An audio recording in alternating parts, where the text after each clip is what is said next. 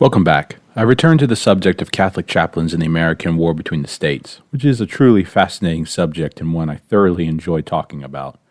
However, unlike my last video on Catholic chaplains during this conflict, which was one of my Easter videos published last April, I'm going to solely focus on one chaplain and his experiences during the war. The chaplain that I will be delving into today is Father Michael Nash, a Jesuit priest who served as chaplain for the 6th New York Volunteer Infantry Regiment, also known as York Zouaves. But before I delve into Father Nash's history, I would like to point out that most of the information about him and his service comes from his 11 letters that he wrote from June 1861 to February 1862, and they are truly a fascinating read. What makes them so unique than other letters and diary entries that I have examined is that Father Nash recounted certain details that one does not often find in other primary sources, such as vivid dialogue from those around him and mundane incidents in the life of a chaplain that helps modern readers to have a look into the everyday life and hardships of chaplains and soldiers during the Civil War, other than the more famous incidents of battlefield experiences. Second thing I would like to point out is how the experiences of Father Nash, expressed in his 11 letters, did not take place on the famous battlefronts of Virginia, Tennessee, or Georgia, but in the lesser-known battlefront of Florida, a region of the war that is often overlooked for more celebrated fronts further north. With that said, let's get into the weeds of this very interesting and truly amazing career of a Union Catholic chaplain serving in the sunny state of Florida. And if you've followed this channel for a while, you know that the best place to start is background information on Father Nash. In addition, and as a side note, this video will serve as an introduction video to the military ministry of Father Nash during the war between the states and the men he would minister to in this conflict. Father Nash, like his predecessor chaplains, Fathers Ray and McElroy, was not a native-born American citizen. The future Jesuit was born on September 24, 1824 or 1825 in County Kilkenny, Ireland, to a farming family, and at the age of 6 he traveled with his father to the United States to survey a piece of property not far from Louisville, Kentucky, that was given to the Nash family in 1830. After 2 years away in America and seeing that the property did not look promising because of it being too far from any railroads or markets and any Catholic priest or church, Father Nash's father decided to give up the property and head home. But the young 7-year-old Michael Nash found America's frontier a wonderful place and pleaded to be allowed to stay, which his father agreed to do and had his young son be taken under the charge of a Father John Quinn who resided in Louisville, Kentucky. The young Nash, however, had last-minute doubts about staying, but his father was adamant that his son stick to his guns like a young man and had the future Father Nash remain with Father Quinn. This decision would prove to be a pivotal one that put the young Nash on the path to remain in America for the rest of his life and to change the lives of future men to come. While under the care of Father Quinn, the young Nash believed at one point he would travel west to become a scout, but was thankfully discouraged from doing so by Father Quinn and eventually ended up as a student in the Jesuit-run St. Mary's College, not far from Lebanon, Kentucky, after another bout of believing he would not become a priest but instead be a quote-unquote brass finisher. And as historian Raymond Scroth points out, this decision kept young Nash on the path of being known in the annals of Jesuit history, with the addition, if I might add, of Father Nash being placed in the path of the history of Civil War chaplaincy and impacting the lives of the future soldiers he would encounter and change their lives for the better, if I may reiterate. Nash remained with the Jesuits, entered this devoted priestly order in 1845, and was ordained a priest in the Jesuit order in Germany on July 31st in 1859 or 1860, around the age of 34 to 35 years old. The now Father Nash returned to the United States in September 1860, and only 8 months later, Father Nash, who at the time was sick, was ordered in May 1861 by his superiors to volunteer his services to the state of New York as a chaplain in the Union Army after the outbreak of the American War between the states in April of that year. As said earlier, Father Nash mustered into the 6th New York Volunteer Infantry Regiment, also known as York Zouaves, named after their commanding officer, Colonel William Billy Wilson, and from the fact that they were a Zouave unit. For those who may not know what Zouaves were, I believe there needs to be some historical explanation. They originated in the French army in the 1830s during their invasion and conquest of Algeria, with French forces modeling them after the Algerian warriors' garb of baggy white pants, blue vests, and red fez caps, which at times were turbaned. They were known to be among, quote, the best soldiers that the French army had to offer, close quote, gaining a good reputation in their battles with the Algerians in North Africa. American military units on both sides during the war between the states embraced the Zouave-style uniform. However, their adoption of the type of style of this very colorful uniform varied, with some units having a more subdued Zouave uniform like the 9th New York Volunteer Infantry Regiment, known as Hawkins Zouaves, whose uniform, including the baggy pants, being a quote-unquote dark blue, while others, like the 73rd New York Volunteer Infantry Regiment, the 2nd Fire Zouaves, having a blue chasseur-styled uniform, while others, like the 5th New York Volunteer Infantry Regiment, known as Irish Zouaves, modeled their uniform so closely to the original French Zouave style that a British Army officer visiting the United States during the conflict thought that the 5th New York was a displaced French Zouave unit.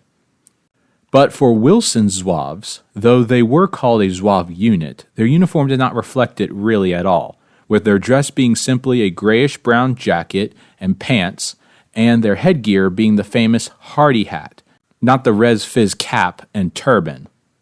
Nevertheless, it was known as a Zouave unit, and it was in this regiment that Father Nash found himself in when he officially mustered into the 6th New York Zouaves on June 3, 1861.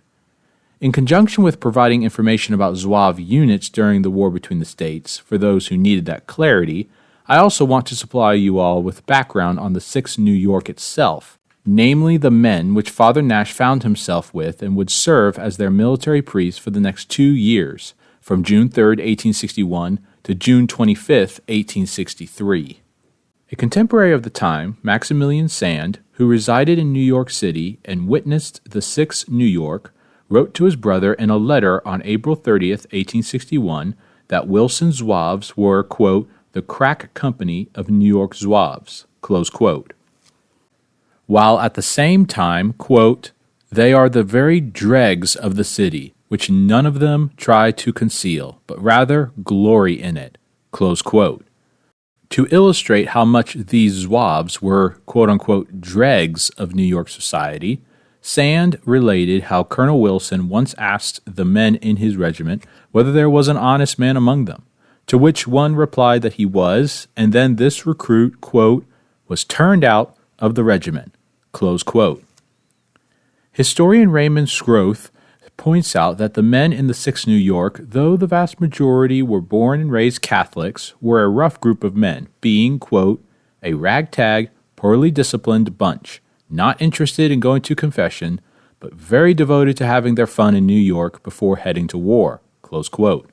Robert Cray offers more insights into Colonel Wilson and his men's faith by demonstrating that the composition of the 6th New York was not unusual regarding how devout the men were in their faith, considering that if the troops were composed of Irish or German troops,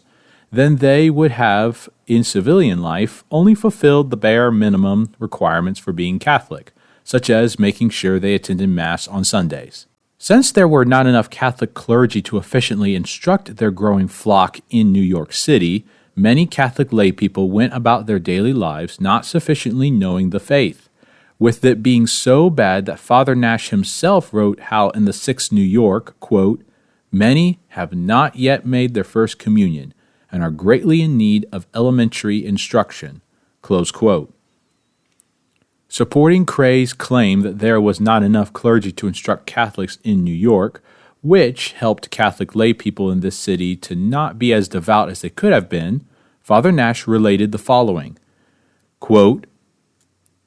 now, however, judging them according to the knowledge I have acquired of them by intimate relations with them from the day of my appointment to date, I must say that, like many statements made about the character of more illustrious organizations, what has been said of these poor fellows is partially exaggeration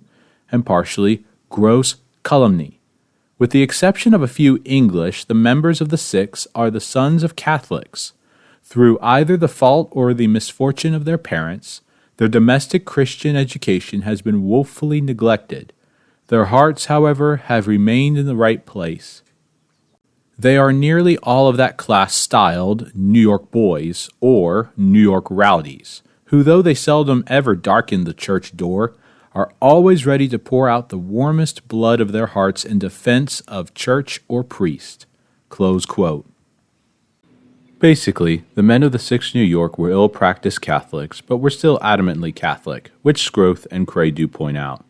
Father Nash's insights into the men may also demonstrate that Maximilian Stand's claim of Colonel Wilson turning out an honest man may have been gossip.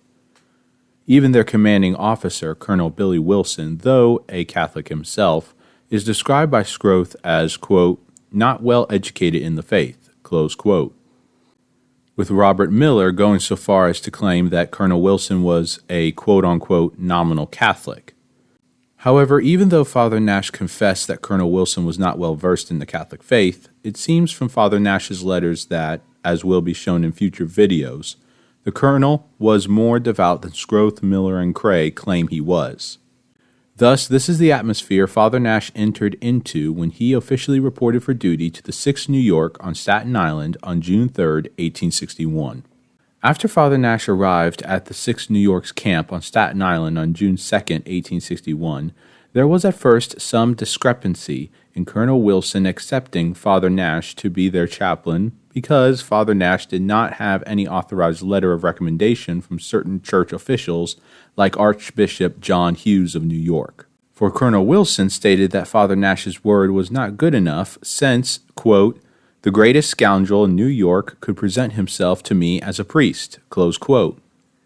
Father Nash did not protest but perfectly understood, and after making a tour of the camp, the next day, June 3rd, the good Jesuit supplied Colonel Nash with the necessary papers, to which the colonel responded with a warm welcome to his requested chaplain. Father Nash wrote that after officially reporting for duty, Colonel Wilson wanted to introduce him to the men. Father Nash related the event. Quote, "Taking me by the hand, the colonel said to his hurriedly assembled boys, 'Come, I want you to take a good look at this man and tell me what you think of him. He is to be our chaplain, and is just the man for me. How do you like him?'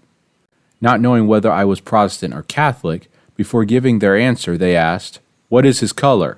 Understanding their meaning directly, the colonel said, 'He is a priest, a Roman Catholic priest.' I was thereupon welcomed by those poor fellows with shouts of acclamation." Close quote. Father Nash was certainly welcomed, but what these men did not realize was how their new chaplain's presence was going to change their lives and make them into holier men, eventually giving the men of the 6th New York times of self-reflection, a quote-unquote know-yourself moment in their lives that otherwise would not have occurred if they never were sent off to war, much less if Father Nash was not among them. June 3, 1861, marked the first day of Father Nash's career as chaplain to Wilson's Zouaves, and the first steps in the adventure he and his military congregation would travel together that would end up on the sunny shores of Florida less than a month later. Thanks for watching. As I said in the video, this is part 1 of a video series on Father Nash. There is so much detail to go over in his ministry that he left behind in his letters that it deserves several installments. Also, my apologies for taking so long in putting out some content. For real, I will be putting out videos much more often than once a month. Be on the lookout for more videos coming your way. If you like what you saw and want to watch more content like this and what I've been putting out in my shorts and long videos, you know the drill. Click that like button, subscribe, and hit that notification bell. Thank you again, and God bless you all. Saint Bede the Venerable, pray for us. Ave Mater Benedicta.